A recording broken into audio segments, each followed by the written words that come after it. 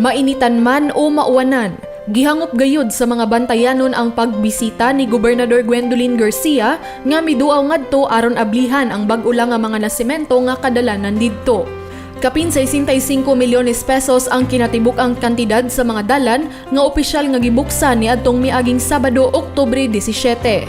Ang maong mga proyekto sa Kapitolyo dakong tabang sa katawhan sa isla kay mamahimo ng sayon kanila ang pagbiyahe ilabi na kay ang isla sa bantayan kanunay nga dagsaon og mga turista.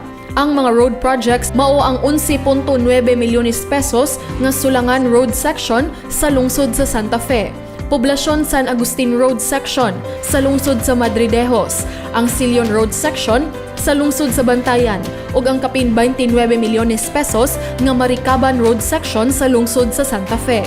Ang maong mga proyekto kaparte sa Phase 1 sa concreting program sa Kapitolyo nga gisugdan sa gobernador kaniadto pang miaging tuig o gigahinan og pondo gikan sa napasar nga labing unang supplemental budget sa tuig 2019. Gawas sa pag-abli sa bag-ong sementado nga kadalanan, gisugdan na usab sa gobernador ang Phase 2 sa concreting project didto sa maong isla. Tulo ka groundbreaking ang giadto sa gobernador ug kini ang kapin 40 milyones pesos nga Sulangan Road Section Phase 2, kapin 41 milyones pesos alang sa Cogon Cabac Road Section sa lungsod sa Bantayan ug kapin 21 milyones pesos alang sa Bunakan Road Section sa Madridejos. Lakip kini sa 250 kilometros nga road concreting program nga gipatuman karong tuiga ubos sa 2020 annual budget sa Kapitolyo. Apan sinugdanan pa lang kini kaysa sunod nga tuig, laing 300 ngadto sa 400 kilometros nga provincial road ang ipasemento ug usa ka gatos ka kilometros usab nga mga barangay road. One akong gisaad o kumusaad na gani ko, tumanon gina nato.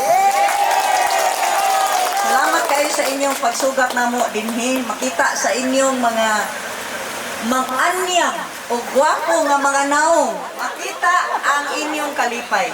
Ug mausad na ang makalipay nako nga sa atong mga paningkamot ang inyong mga kinabuhi maarang-arang kay manindot nagat andan. Ayaw pa huna-huna ha, Konsehal Paul, nga kutob rata dili. Basta naaidan, wa pa masimento, simento ho. Lain-laing mga pagpangandam ang gibuhat sa mga taga-isla aron ipakita ang ilang kahinangop ug pasalamat sa gobernador. Tungod kay wala man gitugot ang dagkong pagtigom ato sa programa tungod sa physical distancing. Kasagaran sa mga taga-isla naghuwat na lang gawas sa ilang mga balay sa kilid sa kalsada sa pamasin nga maagian sila sa sakyanan sa gobernador. Adunay pipila nga mga nag-atang sa kadalanan nga nagwarawara og mga flaglets ug adunay mga nanghatag og buwak. Alang sa balita sa Sugbo, kini si Paula Mendoza.